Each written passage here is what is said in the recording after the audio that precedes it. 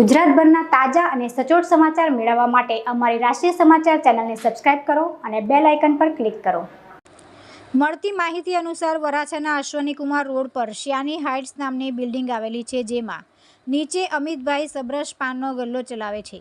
ગત રાત્રિના 1 વાગ્યા આસપાસ બે તસ્કરોએ તેમની દુકાનને નિશાન બનાવી ચોરીને અંજામ આપ્યો હતો।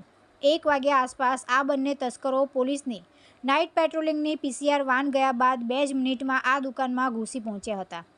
દુકાનમાં અડધો કલાક બેસી રહ્યા બાદ તકનો લાભ ઉઠાવી દુકાનનું શટર ઊંચું કર્યું હતું। ત્યારબાદ એક પાતળો તસ્કર દુકાનની અંદર નીચેથી ગરકીને પ્રવેશ્યો હતો, જેમાં તેનું પેન્ટ પણ ખુલી ગયું હતું, જેથી તેણે અંદર પ્રવેશ્યા બાદ પહેલા પેન્ટની ક્લિપ બંધ કરી હતી। દુકાનમાં સીસીટીવી હોવાની જાણ થતાં ચહેરા પર રૂમાલ બાંધી દીધો હતો। ત્યારબાદ દુકાનમાં રહેલા સીસીટીવીને ઊંધા કરી નાખ્યા હતા। તુલસી શર્મા સાથે રાષ્ટ્રીય સમાચાર, સુરત।